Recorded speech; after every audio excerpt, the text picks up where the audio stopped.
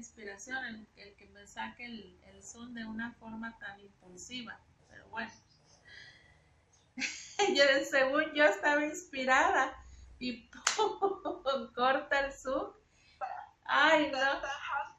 Sí, súper tajante, ¿no? Porque no, sí les pasa, ¿no? Que están, tienen la idea, están inspirados. Haz de cuenta que fue como un cubetazo de agua fría, así de simple, ¿no? Pero bueno, es parte de... No, y uno también está en la clase poniendo atención. Sí, ajá, sí, es como un macanazo que uno recibe, pero bueno, se tiene uno que, se tiene uno que acostumbrar a todo esto y a lidiar porque pues ya no hay de otra, ¿no? Bueno, como les decía, también al momento de redactar es importante tener y recordar la conjugación de los verbos, porque de los verbos va a depender que nosotros redactemos de forma adecuada, sobre todo los tiempos y las personas, ¿no? Porque parece sencillo, pero en algunas de las ocasiones se nos olvida o bueno, se nos pasa, sobre todo en una redacción de una obra. En este caso, saber muy bien jugar con los verbos y sus conjugaciones. Acontecimientos que ya fueron, evidentemente, entran dentro de un tiempo pasado. Acontecimientos que están surgiendo en este preciso momento, pues es un presente. Y acontecimientos que van a surgir, pues evidentemente es un futuro. Pero en el ejemplo que yo les acabo de poner, con el verbo comer. En el verbo comer, por ejemplo, en el primero viene como, pero no preguntándome cómo aconteció. Y esa es una de las cuestiones. Cuando nosotros en un documento redactamos, si nosotros ponemos la pregunta, ¿cuándo fue? ¿Cómo sucedió?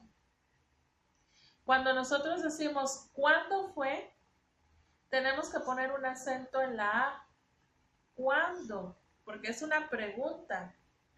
Si yo no le pongo fíjense cómo cambia el juego, ¿eh?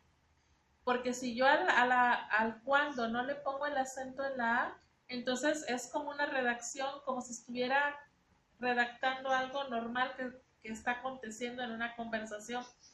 Cuando fue el acontecimiento de 1900, ¿se dan cuenta? Que cuando yo digo cuándo, con un acento en la, ahí yo estoy haciendo una pregunta.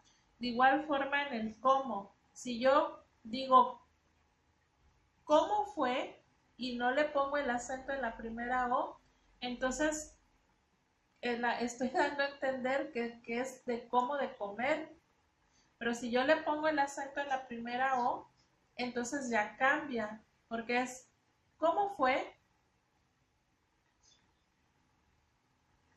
Hay que tener mucho cuidado a la hora de redactar y de eso se trata esta materia precisamente. En el primer ejemplo que yo les puse como y dice primera persona del singular y es un modo indicativo de este tiempo presente, me estoy refiriendo a que yo, Margarita, yo como una hamburguesa en este momento. Pero el cómo lo estoy poniendo sin acento. Si yo le pongo el acento en la primera A, ni al caso.